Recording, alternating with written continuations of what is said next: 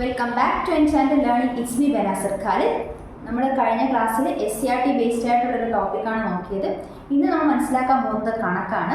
കണക്ക് നമ്മുടെ എല്ലാ പരീക്ഷകൾക്കും ഒഴിച്ചുകൂടാൻ പറ്റാത്ത ഒന്നാണ്. അതുകൊണ്ട് നമ്മൾ ഈ പരീക്ഷയ്ക്കും, അതായത് എല്ലാ പരീക്ഷകൾക്കും കണക്കിന് പ്രാധാന്യം കൊടുക്കണം. അപ്പോൾ നമ്മൾ കണക്ക് ചെയ്ത് തന്നെ പഠിക്കണം. കണക്കെന്ന് പറയുന്നത് നമ്മൾ ബേസ് തൊട്ട് അറിഞ്ഞിരുന്നാൽ മാത്രമേ നമുക്ക് എന്ത് ചെയ്യാൻ സാധിക്കുകയുള്ളൂ, നമുക്ക് പരീക്ഷകളിൽ മാർക്ക് സ്കോർ ചെയ്യാൻ സാധിക്കുകയുള്ളൂ. അപ്പോൾ നമുക്ക് പഠിക്കേണ്ടതായിട്ടൊരു ഭാഗമാണ് നോക്കാൻ പോകുന്നത്. കണക്കിലെ തന്നെ സംഖ്യകളും അടിസ്ഥാന ക്രിയകളും എന്ന ടോപ്പിക്കാണ് നമ്മൾ ഇന്ന് പഠിക്കാൻ പോകുന്നത്. അപ്പം നിങ്ങൾ കഴിഞ്ഞ ക്ലാസ്സുകളിൽ അതിന് മുന്നത്തെ ക്ലാസ്സുകളിലുള്ള കാര്യങ്ങളൊക്കെ മനസ്സിലാക്കി റിവിഷൻ ചെയ്യുമെന്ന് വിശ്വസിക്കുന്നു. നിങ്ങൾക്ക് ഇതിൻ്റെ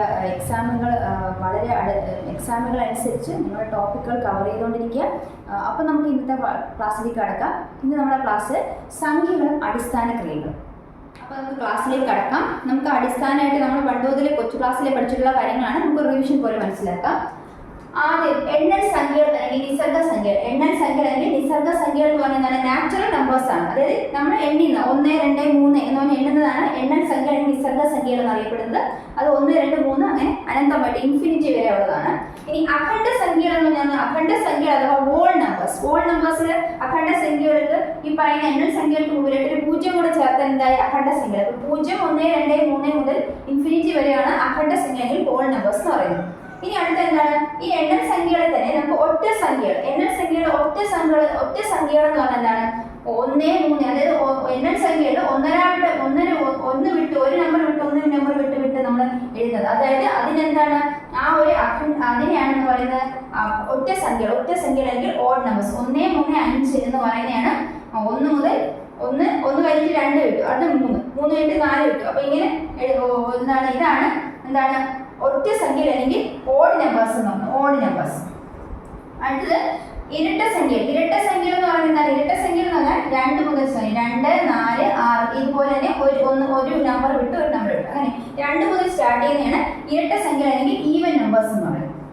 അപ്പൊ ഇത് പ്രധാനമായിട്ട് നമുക്ക് അറിയുന്ന കാര്യങ്ങൾ അല്ലെ. ഒറ്റ സംഖ്യകളെ കുറിച്ച് അറിയാം, ഇരട്ട സംഖ്യകളെ കുറിച്ച് അറിയാം. ഇനി കുറച്ച് സംഖ്യകൾ കൂടെ ഉണ്ട്, അവയെ കുറിച്ച് നമുക്ക് മനസ്സിലാക്കാം. അപ്പൊ ഇനി മനസ്സിലാക്കാൻ പോകുന്നത് ഭാജ്യസംഖ്യകൾ. എന്താണ് ഭാജ്യസംഖ്യകൾ? ഭാജ്യസംഖ്യകൾ എന്ന് പറഞ്ഞാൽ 4, 6, 8 ഇതൊക്കെയാണ് ഭാജ്യസംഖ്യകൾ. അതിനെ നമുക്ക് കോമ്പോസിറ്റ് നമ്പേഴ്സ് വിളിക്കുന്നത്. Composite numbers. ഭാജ്യസംഖ്യകൾ എന്ന് എന്താണ്, അതിന് ഘടകങ്ങളായിട്ട് എന്താണ് ഒന്നും ആ നമ്പറും അല്ലാതെ, അതായത് ഇപ്പൊ 4ന്റെ ഘടകങ്ങൾ എടുക്കുകയാണെങ്കിൽ 4 എന്തൊക്കെ ഘടകങ്ങളുണ്ട്? 4 എന്ന് പറയുന്ന നമ്പർ ഏതൊക്കെ നമ്പർ ഗുണിച്ചാലാണ് കിട്ടുന്നത്? 1ഉം 4ഉം ഗുണിച്ചാൽ നമുക്ക് 4 കിട്ടും അല്ലെ. അതുപോലെ 2ഉം 2ഉം ഗുണിച്ചാലും 4 കിട്ടും. ഇനി എന്ത് ചെയ്യുകയാണെങ്കിൽ 4 1 ഗുണിച്ചാലും 4 കിട്ടും. അപ്പൊ 4ന്റെ ഘടകങ്ങൾ എന്ന് പറഞ്ഞാൽ ഏതൊക്കെയാണ്? 1, 2, 4 അങ്ങനെ 4ഉം ആ നമ്പറും അല്ലാതെ അതിൽ കൂടുതൽ ഘടകങ്ങൾ ഈ ഒരു സംഖ്യയ്ക്ക് ഉണ്ടെങ്കിൽ, ഈ സംഖ്യയ്ക്ക് ആ 4 വരെ സംഖ്യയ്ക്ക് 1ഉം 4ഉം അല്ലാതെ അധിക ഘടകങ്ങൾ ഉണ്ടെങ്കിൽ അതിന് ഏത് സംഖ്യയുടെ കൂട്ടത്തിൽ കൂട്ടാം? ഭാജ്യസംഖ്യയുടെ കൂട്ടത്തിൽ കൂട്ടാം. അത് നമുക്ക് ഘടകങ്ങൾ കൂടുതലുണ്ടെങ്കിൽ. അതുപോലെ തന്നെ അഭാജ്യ സംഖ്യകൾ എന്ന് പറഞ്ഞാൽ ഇപ്പൊ 4, 6 അതുപോലെ ഘടകങ്ങൾ പറയുന്നത് 6ന്റെ ഘടകങ്ങൾ എന്ന് പറഞ്ഞാൽ ഏതൊക്കെയാണ്? 1 × 6 6 ആണ് അല്ലെ. 1 × 6 6, 2 × 3 6 ആണ്. ഇനി അടുത്തത് എങ്ങനെയാണ് കിട്ടാം? 6 × 1 എന്ന് പറഞ്ഞാൽ 6 ആണ്. അപ്പൊ 6ന്റെ ഘടകങ്ങൾ ഏതൊക്കെയാണ്? 1.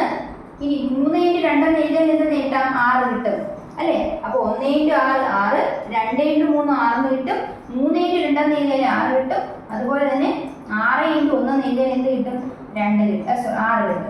അപ്പൊ 6ന്റെ ഘടകങ്ങൾ എന്ന് പറഞ്ഞാൽ ഏതൊക്കെയാണ്? 1, 2, 3, 6 ഏതൊക്കെയാണ്?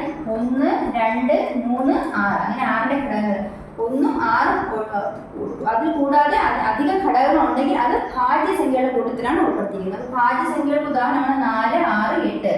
ഇനി അഭാജ്യ സംഖ്യകൾ എന്ന് പറഞ്ഞാൽ അവയ്ക്ക് ഘടകങ്ങളായിട്ട് ഉദാഹരണം നമുക്ക് 2ന്റെ ഘടകങ്ങൾ എടുക്കാം. 2ന്റെ ഘടകങ്ങൾ എന്ന് പറഞ്ഞാൽ 2ന്റെ ഘടകങ്ങൾ എന്തൊക്കെയായിരിക്കും? 1 × 2 2 ആണ് അല്ലേ. ഇനി 2 × 1 എന്ന് പറഞ്ഞാൽ 2 ആണ്. ഇനി ഏതെങ്കിലും മാർഗത്തിലൂടെ 2 നമുക്ക് ഗുണിച്ചാൽ കിട്ടുമോ? ഇല്ല. അപ്പൊ 2ന്റെ ഘടകങ്ങൾ എന്ന് പറഞ്ഞാൽ എന്തൊക്കെയാണ്? 1ഉം 2ഉമാണ്. 1ഉം 2ഉം മാത്രമാണ് 2ന്റെ ഘടകങ്ങൾ. അതായത് 2 എന്ന് പറഞ്ഞാൽ ആ സംഖ്യ 1 മാത്രമേ ഘടകമായിട്ട് ഉള്ളൂ. 5ഉം നമുക്ക് അതുപോലെ തന്നെയാണ്. 5 എന്ന് പറയുന്നത് 1 × 5 5 ആണ്. 5 × 1 എന്ന് പറഞ്ഞാൽ 5 ആണ്. അപ്പോൾ ഇവിടെ 5ന്റെ ഘടകങ്ങൾ എന്ന് പറയുന്നത് 1ഉം 5ഉമാണ്. 1ഉം 5ഉമാണ്. അപ്പോൾ ആ 5 എന്ന് പറയുന്ന സംഖ്യയും 1 മാത്രമാണ് ഘടകമായിട്ടുള്ളത്. അപ്പോൾ എവിടെയാണ് ഏത് സംഖ്യയ്ക്കാണ് ഘടകങ്ങളായിട്ട് ആ സംഖ്യയും 1 മാത്രമാണ് ഘടകങ്ങളായിട്ട് വരുന്നെങ്കിൽ അത്തരം സംഖ്യയുടെ അഭാജ്യ സംഖ്യകൾ അല്ലെങ്കിൽ പ്രൈം നമ്പേഴ്സ് ആണ് പറയുന്നത്. പ്രൈം നമ്പേഴ്സ് അഭാജ്യ സംഖ്യകൾ അല്ലെങ്കിൽ പ്രൈം നമ്പേഴ്സ്. ഒന്നും ആ സംഖ്യയും അതിൽ കൂടുതൽ ഘടകങ്ങൾ ഉണ്ടെങ്കിൽ അതിനെ ഭാജ്യ സംഖ്യകൾ എന്ന് പറയുന്നു, കോമ്പോസിറ്റ് നമ്പേഴ്സ് എന്ന് പറയുന്നു. ഈ അഭാജ്യ സംഖ്യകളുടെ പ്രൈം നമ്പേഴ്സ് ആണ് അതിന് ഘടകങ്ങളായിട്ട് 1ഉം ആ നമ്പർ മാത്രമേ ഘടകങ്ങളായിട്ട് കാണുള്ളൂ. അടുത്ത നമ്മൾ മനസ്സിലാക്കാൻ പോകുന്നത് ഇരട്ട അഭാജ്യ സംഖ്യകൾ. എന്തായാലും ഇരട്ട അഭാജ്യ സംഖ്യകൾ അഭാജ്യ സംഖ്യകൾ എന്താണെന്ന് മനസ്സിലായല്ലോ. അതിന് ഘടകങ്ങളായിട്ട് 1ഉം ആ നമ്പർ മാത്രമേ കാണൂ. അതിനാണ് അഭാജ്യ സംഖ്യകൾ. ഇരട്ട അഭാജ്യ സംഖ്യകൾ പിന്നെ രണ്ട് സംഖ്യകൾ, അതായത് രണ്ടും അഭാജ്യ സംഖ്യകൾ 5ഉം 7ഉം അഭാജ്യ സംഖ്യകളാണ്. ഇവ രണ്ടും എഴുതിയാൽ ഇവയുടെ വ്യത്യാസം എന്ന് പറയുന്നത് ഇവയുടെ വ്യത്യാസം 2 ആണ്. ഇവയുടെ വ്യത്യാസം 2 ആണ്. 7 × 5 = 2 അല്ലെ. ഇവയുടെ വ്യത്യാസം 2 ആണ്. അതുപോലെ തന്നെ 3ഉം 5ഉം രണ്ട് അഭാജ്യ സംഖ്യകളാണ്. ഇവയുടെ വ്യത്യാസം 2 ആണ്. ഇങ്ങനെ അഭാജ്യ സംഖ്യകളുടെ വ്യത്യാസം 2 ആയിട്ട് വരികയാണെങ്കിൽ ആ രണ്ട് അഭാജ്യ സംഖ്യകൾ നമുക്ക് എന്ത് വിളിക്കാം? ഇരട്ട അഭാജ്യ സംഖ്യകൾ എന്ന് വിളിക്കും. എന്താണ്? അഭാജ്യ സംഖ്യയുടെ വ്യത്യാസം 2 ആയിട്ട് വരികയാണെങ്കിൽ അത്തരം അഭാജ്യ സംഖ്യയുടെ ഇരട്ട അഭാജ്യ സംഖ്യകൾ എന്ന് വിളിക്കും. ഇനി അടുത്തത് സഹ അഭാജ്യ സംഖ്യകൾ. എന്താണ് സഹ അഭാജ്യ സംഖ്യ? സഹ അഭാജ്യ സംഖ്യകൾ എന്ന് പറഞ്ഞാൽ ഒന്നുമില്ല. ഈ ഒരു ഉദാഹരണം 2, 3 ഇതിന്റെ പൊതു ഘടകം എന്ന് പറയുന്നത്, ഇതിന്റെ പൊതു ഘടകം അഥവാ HCF എന്ന് പറയുന്നത് എന്താണ്? 2നും 3നും ഒരു പൊതു ഘടകം ഉണ്ടോ? ഉണ്ട്. 1 മാത്രമേ ഉള്ളൂ അല്ലേ. 2നും 3നും പൊതു ഘടകം എന്താണ്? 1 മാത്രമേ ഉള്ളൂ. വേറെ ഒരു ഘടകങ്ങളും 2നും 3നും ഇല്ല. അതുപോലെ 5നും 8നും പൊതു ഘടകം എന്ന് പറയുന്നത് എന്താണ്? 5നും 8നും 5ന് കിട്ടുമെങ്കിൽ 1 × 5, 8 ആണെങ്കിൽ 1 × 8. അപ്പോൾ 2നുള്ള ഒരു പൊതു ഘടകം ഏതാണ്? 1 മാത്രമേ ഉള്ളൂ അല്ലേ. അതായത് 2, 3ന്റെ പൊതു ഘടകം 2 കിട്ടണമെങ്കിൽ 2 × 1 അല്ലേ. അതുപോലെ 3 കിട്ടണമെങ്കിൽ 3 × 1. ഇപ്പോൾ 2ലെ പൊതു ഘടകം ഏതാണ്? 1 ആണ്. അതുപോലെ 5ഉം 8ഉം 5 കിട്ടണമെങ്കിൽ 5 × 1 ആണ് 5. അതുപോലെ 8 കിട്ടണമെങ്കിൽ 8 × 1 ആണ് 8. അപ്പോൾ 2ന്റെ പൊതു ഘടകം ഏതാണ്? 1 ആണ്. അപ്പോൾ ഇത്തരത്തിൽ പൊതു ഘടകം 1 ആയിട്ട് വരുന്ന അഭാജ്യ സംഖ്യകൾ, പൊതു ഘടകം 1 വരുന്ന അഭാജ്യ സംഖ്യകളെയാണ് സഹ അഭാജ്യ സംഖ്യകൾ എന്ന് വിളിക്കുന്നത്. എന്താണ് സഹ അഭാജ്യ സംഖ്യ? പൊതു ഘടകം 1 ആയിട്ട് വരുന്ന അഭാജ്യ സംഖ്യകളെയാണ് സഹ അഭാജ്യ സംഖ്യകൾ എന്ന് വിളിക്കുന്നത്. ഇരട്ട അഭാജ്യ സംഖ്യകൾ എന്ന് പറഞ്ഞാൽ ഒന്നുമില്ല. രണ്ട് അഭാജ്യ സംഖ്യകളായിരിക്കും, അവയുടെ വ്യത്യാസം എന്ന് പറയുന്നത് 2 ആയിരിക്കും. അതുകൊണ്ട് ഇരട്ട അഭാജ്യ സംഖ്യ. സഹ അഭാജ്യ സംഖ്യകൾ ഒന്നിച്ചെഴുതും. എന്താ കാരണം? അവരുടെ പൊതു ഘടകം എന്ന് പറയുന്നത് 1 ആയിരിക്കും. ഇനി അനഘസംഖ്യകളെ കുറിച്ചാണ് അടുത്ത് മനസ്സിലാക്കുന്നത്. അനഘസംഖ്യകളിൽ നിന്നൊന്നുമില്ല. ഒരു നമ്പറിന്റെ ഘടകങ്ങൾ എഴുതിയിട്ട് ആ നമ്പർ ഘടകങ്ങൾ തമ്മിൽ കൂട്ടുമ്പോൾ ഈ നമ്പർ തന്നെ കിട്ടുന്നെങ്കിൽ ഒരു നമ്പറിന്റെ ഘടകങ്ങൾ ഇപ്പൊ 6 എന്ന് പറയുന്ന നമ്പർ നോക്കുക. അതിന്റെ ഘടകങ്ങൾ ഏതൊക്കെയാണ്? 1, 2, 3, 6 അല്ലെ. നമ്മൾ നേരത്തെ എഴുതിയാണ് 6ന്റെ ഘടകങ്ങൾ. 1 × 6 6ആണ്. പിന്നെ 2 × 3 6ആണ്. 3 × 2 6ആണ്. പിന്നെ 6 × 1 6ആണ്. അങ്ങനെ 6ന്റെ ഘടകങ്ങൾ എന്ന് പറഞ്ഞാൽ 1, 2, 3, 4 ആണ്. ഈ ഘടകങ്ങളെ നമ്മൾ കൂട്ടി നോക്കാം. ഈ ഘടകങ്ങളെ നമുക്ക് കൂട്ടാം. എത്ര കിട്ടുമെന്ന് നോക്കാം. ഈ 6 ഒഴിച്ചുള്ള ഘടകങ്ങളാണ് നമ്മൾ കൂട്ടാവുന്നത്. 3ഉം 2ഉം 1. അതെന്താ? 1 + 2 + 3. അപ്പോൾ എത്രയാണ്? 3 + 2 5, 5 + 1 6. ഇങ്ങനെ ഒരു സംഖ്യയുടെ ഘടകങ്ങൾ, ആ സംഖ്യ ഒഴികെയുള്ള അതിന്റെ ഘടകങ്ങളെ കൂട്ടിയാൽ ആ സംഖ്യ എന്നെ കിട്ടുമെങ്കിൽ അത്തരം സംഖ്യ എന്ന് വിളിക്കുന്ന അനർഘ സംഖ്യ എന്ന് വിളിക്കുന്നത്. അനർഘ സംഖ്യ ആയിരിക്കും പെർഫെക്റ്റ് സ്ക്വയർ എന്നാണ് വിളിക്കുന്നത്. പെർഫെക്റ്റ് സ്ക്വയർ അല്ലെങ്കിൽ അനർഘ സംഖ്യ. പെർഫെക്റ്റ് സ്ക്വയർ അല്ലെങ്കിൽ അനർഘ സംഖ്യ ഇത്രയേ ഉള്ളൂ. ആ സംഖ്യയുടെ ഘടകങ്ങൾ നമ്മൾ എഴുതുമ്പോൾ ആ സംഖ്യ ഒഴികെയുള്ള ബാക്കിയുള്ള ഘടകങ്ങൾ കൂട്ടിയാൽ നമുക്ക് ആ സംഖ്യ തന്നെ ലഭിക്കുമെങ്കിൽ അതിനെന്ത് വിളിക്കും? പെർഫെക്റ്റ് സ്ക്വയർ അല്ലെങ്കിൽ അനർഘ സംഖ്യ എന്ന് വിളിക്കും. അത്തരത്തിൽ 1000ന് താഴെയുള്ള സംഖ്യകളുടെ എണ്ണം വെറും 3 മാത്രമേ ഉള്ളൂ. ഏതൊക്കെയാണെന്ന് വെച്ചാൽ 6, 28, 496. എനിക്കാണ് 6 സംഖ്യ ഒരു അനർഘ സംഖ്യയാണ്. അതുപോലെ 28 ഒരു അനർഘ സംഖ്യയാണ്. 496 ഒരു അനർഘ സംഖ്യയാണ്. അങ്ങനെ 1000ന് താഴെ എത്ര അനർഘ സംഖ്യകളുള്ള? 3 അനർഘ സംഖ്യകളാണ് ഉള്ളത്. അപ്പോൾ ഇത്രയാണ് നമ്മൾ ബേസിക് ആയിട്ട് ഈ ഗണിതത്തിൽ മനസ്സിലാക്കാനുള്ളത്. ഇനി നമുക്ക് ഓരോന്നായിട്ട് മനസ്സിലാക്കി പോകാം. ഇനി നമ്മൾ മനസ്സിലാക്കാൻ പോകുന്നത് ഏറ്റവും ചെറിയ അഭാജ്യ സംഖ്യ. ഏറ്റവും ചെറിയ അഭാജ്യ സംഖ്യ. അഭാജ്യ സംഖ്യയിൽ നിന്ന് നമുക്ക് ഇനി വിവിധ ഘടകങ്ങളായിട്ട് മാറ്റാൻ സാധിക്കില്ല. ആ ഒരു നമ്പർ 1 മാത്രമേ അതിന്റെ ഘടകമായിട്ട് വരുള്ളൂ. ആ ഒരു സംഖ്യയും 1 മാത്രമായിട്ട് ഘടകങ്ങളായിട്ട് വരുന്ന സംഖ്യകളാണ് അഭാജ്യ സംഖ്യകൾ. ഉദാഹരണത്തിന് പറഞ്ഞു 2 അല്ലെ. 2 എന്ന് പറയുന്നത് എന്താണ്? ഒരു അഭാജ്യ സംഖ്യയാണ്. 2 ഒരു അഭാജ്യ സംഖ്യയാണ്. അതുപോലെ തന്നെ 2 പിന്നെ പറയാം 3 പറയാം അഭാജ്യ സംഖ്യയായിട്ട്, 5 പറയാം. അപ്പൊ അങ്ങനത്തൊക്കെയാണ് അഭാജ്യ. അങ്ങനെയെങ്കിൽ ഏറ്റവും ചെറിയ അഭാജ്യ സംഖ്യ, ഏറ്റവും ചെറിയ അഭാജ്യ സംഖ്യ ഏതാണ്? ഏറ്റവും ചെറിയ അഭാജ്യ സംഖ്യ 2 ആണ്. കാരണം ഒന്നെന്ന് പറയുന്ന സംഖ്യയെ നമ്മൾ അഭാജ്യവും ഭാജ്യവുമായിട്ട് കൂട്ടിയിട്ടില്ല. ഒന്നെന്ന് പറഞ്ഞ സംഖ്യ എന്തുമല്ല, ഭാജ്യമല്ല അഭാജ്യമല്ല. One is neither prime no composite. അപ്പം ഒന്നെന്ന് പറയുന്ന സംഖ്യ ഭാജ്യമല്ല അഭാജ്യമല്ല. അപ്പൊ ഏറ്റവും ചെറിയ അഭാജ്യ സംഖ്യ എന്ന് അറിയപ്പെടുന്നത് 2 ആണെന്ന് മനസ്സിലാക്കാം. അപ്പൊ ഭാജ്യം അഭാജ്യമില്ലാത്ത സംഖ്യ ഏതാണ്? അത് 1 ആണ്. ഭാജ്യം അഭാജ്യമില്ലാത്ത സംഖ്യ 1 ആണ്. ഇനി ഏറ്റവും ചെറിയ അഭാജ്യ സംഖ്യ, അഭാജ്യ സംഖ്യ എന്ന് പറഞ്ഞു. ഏറ്റവും ചെറിയ അഭാജ്യ സംഖ്യ ഏതാണ്? അഭാജ്യ സംഖ്യ ഏറ്റവും ചെറിയ അഭാജ്യ സംഖ്യ എന്ന് പറഞ്ഞത് 2 എന്ന് പറഞ്ഞാൽ. ഇനി ഏറ്റവും ചെറിയ ഒറ്റ സംഖ്യ, ഏറ്റവും ചെറിയ ഒറ്റ സംഖ്യ ഏതാണ്? ഒറ്റ സംഖ്യകൾ എങ്ങനെയാണ്? 1, 3, 5, 7. അപ്പൊ ഏറ്റവും ചെറിയ ഒറ്റ സംഖ്യ എന്ന് പറഞ്ഞാൽ 1 ആണ്. ഇനി ഏറ്റവും ചെറിയ ഇരട്ട സംഖ്യ, ഏറ്റവും ചെറിയ ഇരട്ട സംഖ്യ ഏതാണ്? ഏറ്റവും ചെറിയ ഇരട്ട സംഖ്യ 2 ആണ്. 2, 4, 6 എന്നാണ് നമ്മൾ ഇരട്ട സംഖ്യ. അപ്പൊ ഏറ്റവും ചെറിയ ഇരട്ട സംഖ്യ 2 ആണ്. അതുപോലെ തന്നെ ഏറ്റവും ചെറിയ അഭാജ്യ സംഖ്യ ഏതാണെന്ന് വെച്ചാൽ അതും 2 ആണ്. ഒന്നെന്ന് പറയുന്നത് ഭാജ്യവുമല്ല അഭാജ്യവുമല്ല. ഏറ്റവും ചെറിയ ഭാജ്യസംഖ്യകൾ ഏതാണ്? ഭാജ്യസംഖ്യ നമ്മൾ പറഞ്ഞു ഏതൊക്കെയാണ്? നമ്മൾ ഒന്നിൽ കൂടുതൽ ഘടകങ്ങളാണ് ഭാജ്യസംഖ്യ എന്ന് പറയുന്നത്. 4, 6, 8 അങ്ങനെ പറഞ്ഞാൽ ഭാജ്യസംഖ്യകൾ. അപ്പൊ ഏറ്റവും ചെറിയ ഭാജ്യസംഖ്യ ഏതാണെന്ന് വെച്ചാൽ അത് 4 ആണ്. ഏറ്റവും ചെറിയ ഭാജ്യസംഖ്യ 4 ആണ്. അപ്പൊ നമ്മൾ മനസ്സിലാക്കി ഏറ്റവും ചെറിയ അഭാജ്യസംഖ്യ 2 ആണ്. അഭാജ്യമില്ലാത്ത സംഖ്യയാണെങ്കിൽ 1 ആണ്. ഏറ്റവും ചെറിയ ഒറ്റ സംഖ്യ 1 ആണ്. ഏറ്റവും ചെറിയ ഇരട്ട സംഖ്യ എന്ന് പറഞ്ഞാൽ 2 ആണ്. അതുപോലെ തന്നെ ഏറ്റവും ചെറിയ ഭാജ്യസംഖ്യ 4 ആണെന്ന് മനസ്സിലാക്കി. അപ്പൊ എന്താണ്? ഏറ്റവും ചെറിയ അഭാജ്യസംഖ്യ 2 ആണ്. ഭാജ്യവും അഭാജ്യമില്ലാത്ത സംഖ്യ 1 ആണ്. ഏറ്റവും ചെറിയ ഒറ്റ സംഖ്യ 1 ആണ്. ഏറ്റവും ചെറിയ ഇരട്ട സംഖ്യ 2 ആണ്. അതുപോലെ ഏറ്റവും ചെറിയ ഭാജ്യസംഖ്യ 4 ആണ്. ഇനി നമുക്ക് ഭാജ്യസംഖ്യകൾ എത്രയുണ്ട്? 1 മുതൽ 100 വരെ എത്ര ഭാജ്യസംഖ്യകളുണ്ടെന്ന് നോക്കാം. 1 മുതൽ 100 വരെ എത്ര അഭാജ്യസംഖ്യകളുണ്ടെന്ന് നോക്കാം. 1 മുതൽ 100 വരെ എത്ര അഭാജ്യസംഖ്യകളുണ്ടെന്ന് നോക്കാം. ഇനി നമുക്ക് നോക്കാം 0 മുതൽ 10 വരെ എത്ര അഭാജ്യസംഖ്യകളുണ്ടെന്ന് നോക്കാം. 0 മുതൽ 10 വരെ എത്ര അഭാജ്യസംഖ്യകളുണ്ട് നമുക്ക് നോക്കാം. 1 അല്ലേ? 1 അഭാജ്യസംഖ്യയാണോ? അല്ല. 1 എന്ന് പറയുന്നത് എന്താണ്?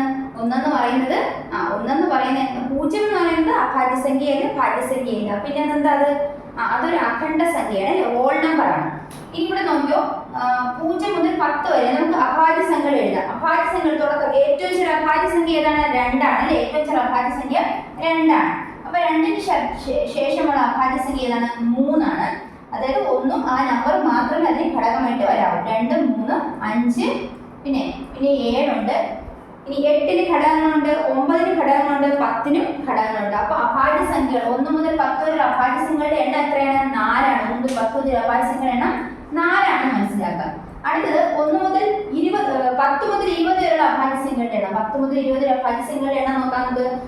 ഏതാണ്? 10 നമ്മൾ നോക്കിക്കഴിഞ്ഞാൽ അടുത്തെന്താണ്? 11 അഭാജ്യമാണോ? അതെ. 1ഉം ആ നമ്പർ മാത്രമേ അതിന് ഘടകമായിട്ടുള്ളൂ. അടുത്ത 12 2 കൂടുതൽ ഘടകങ്ങളുണ്ട്. 13 ഘടകങ്ങൾ 1ഉം 13 മാത്രമേ ഉള്ളൂ. അപ്പൊ 13 എഴുതാം. ഈ 14 ഘടകങ്ങൾ 2 കൂടുതലുണ്ട്. 15 ഘടകങ്ങളുണ്ട് അല്ലെ?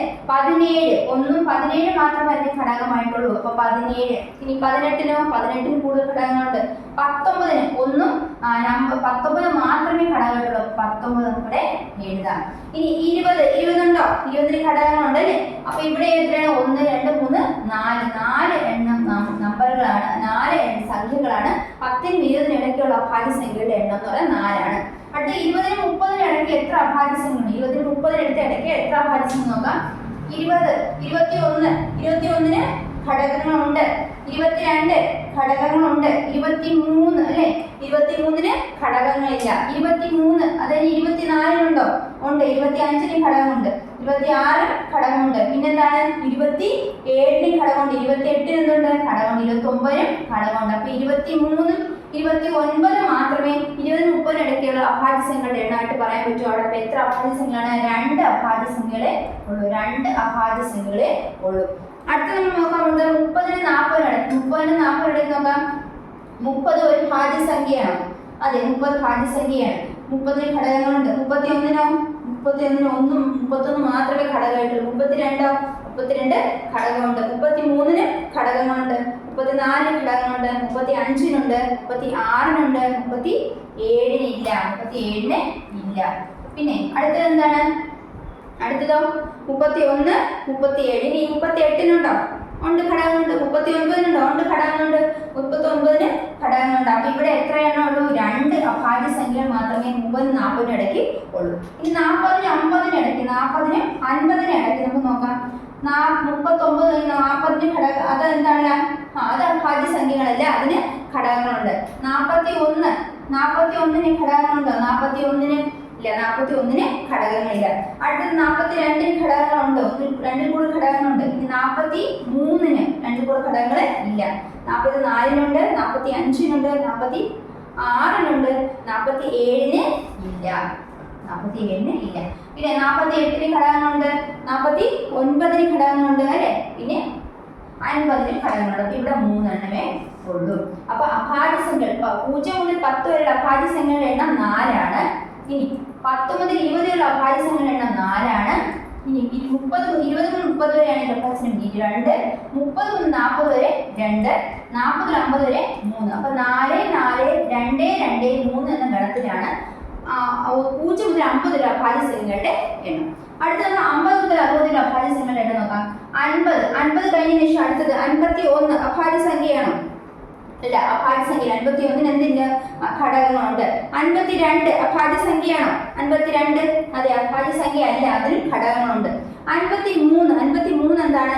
53 ഘടകങ്ങളില്ല. 54 ഘടകങ്ങളുണ്ട്, 55 ഘടകങ്ങളുണ്ട്, 57 അടുത്തത് 57. ഇനി 58 ഘടകങ്ങളുണ്ടോ? 58 ഘടകങ്ങളുണ്ട് അല്ലേ?